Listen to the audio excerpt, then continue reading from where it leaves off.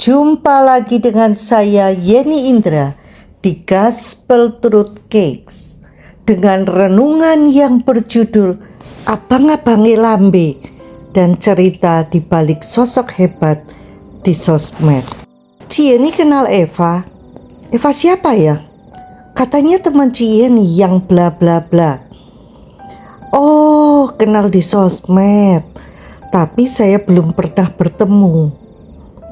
Sekarang saya tahu kalau bilang teman Ci Yeni, belum tentu Ci Yeni kenal pribadi, komentar Bu Nini. Demikian juga kadang staf marketing tanya hal serupa. Bu Yeni, ini Pak Badu minta tempo, katanya teman Ibu. Kadang betul-betul teman baik, tetapi ada pula yang sekedar tahu di sosmed, bersua pun belum. Nah, kadang karena dekat dengan seseorang yang kita hormati, kerap kita menganggap orang itu sama dengan orang yang kita hormati. Ini pengalaman saya. Awal masuk Jakarta, saya diundang teman dari Surabaya yang menjadi pembicara di grup pengusaha di Jakarta. Wow, menarik nih. Setiap minggu ada acara pertemuan rutin di mana peserta bisa belajar dari para pengusaha sukses dari berbagai bidang. Saya pun rutin hadir. Teorinya, jika ingin sukses, bergaullah dengan orang sukses. Sang ketua terkenal berintegritas dan bisnisnya di mana-mana. Sebagai orang baru, saya memperhatikan siapa yang dekat dengan sang ketua. Tentunya orang itu oke juga.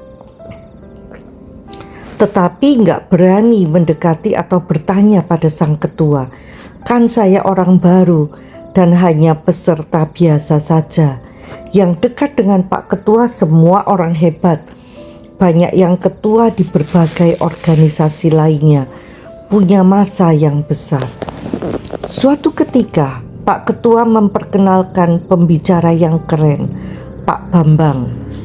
Prestasinya luar biasa.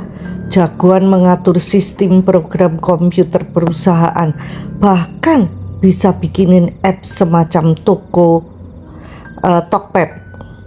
Sekian tahun lalu masih sangat langka.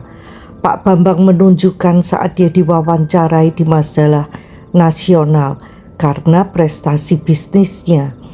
Di sosmed banyak foto beliau dengan para pejabat dan konglomerat Indonesia. Beberapa waktu kemudian beliau bersaksi karena fotonya dengan tokoh-tokoh penting, tarif beliau saat berbicara jadi naik. One day Pak Bambang mengadakan tur disertai seminar yang mengupas apa yang diajarkan oleh Anthony Robbins, Robert Kiyosaki, dan beberapa tokoh terkenal dunia lainnya. Wow, bukan liburan biasa ini. Lalu di grup WA tertulis list pesertanya. Pak Ketua dan tokoh-tokoh penting di grup pengusaha itu namanya tercantum di deretan paling atas. Saya pun bersemangat ikut dan bilang ke Pak Indra, kapan lagi bisa liburan sambil belajar hal-hal hebat bersama pengusaha-pengusaha sukses pula. Kita tidak hanya belajar ilmunya, tapi bisa belajar pula dari sharing para pengusaha sukses yang liburan bersama. Membangun networking yang mendukung kemajuan bisnis kita. Saya pun berapi-api. Mendekati hari H, ternyata list peserta berubah. Nama Pak Ketua dan pengusaha-pengusaha sukses itu hilang. Tapi sudah terlanjur bayar, apa boleh buat. Pada hari yang ditentukan kami berangkat. Tapi yang membawa tur asistennya, gadis muda asisten Pak Bambang yang berusia sekitar 30 tahunan. Konon Pak Bambang akan menyusul besok karena jadwal beliau padat sekali. Maklum, orang penting. Ternyata sampai tur hari terakhir Pak Bambang gak kelihatan batang hidungnya. Bahkan si asisten kebingungan saat makan siang sebelum ke airport uang sakunya tidak cukup untuk bayar. Gak tega gadis ini seusia putri saya, akhirnya saya tutup kekurangannya.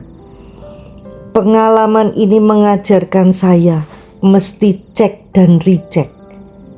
Sayang di bawah termasuk staf saya karena melihat, oh itu teman dekat pemilik, jadi kerap keputusan dan privilege diberikan karena pertimbangan itu.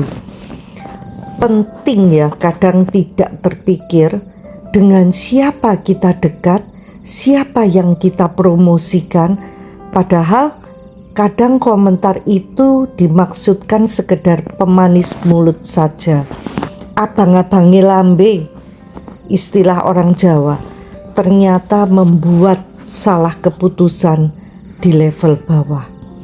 Mana berani mereka menolak permintaannya, kan sohibnya bos. Demikian mereka berpikir. Sepandai-pandainya tupai melompat pasti akan jatuh juga. Ketahuanlah belang Pak Bambang. Ternyata banyak pengusaha yang tertipu duit besar karena iming-iming Pak Bambang bikin semacam mall di sosmed yang tidak pernah terrealisasi. Pintarnya Pak Bambang, dia menjual nama Pak Ketua dan pengusaha-pengusaha sukses yang memang punya nama baik sebagai rekan kerja, teman dekat dan sebagainya. Masih untung, orang Jawa selalu untung. Saya cuma tertipu liburan yang gak seberapa. Jakarta, oh Jakarta, yang terkenal lebih kejam dari ibu tiri, memang terbukti. Waspadalah terhadap pengetahuan palsu, itu lebih berbahaya daripada ketidaktahuan.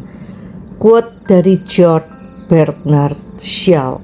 Sampai jumpa di episode berikutnya bersama Yeni Indra di Gospel Truth Cakes. Tuhan Yesus memberkati.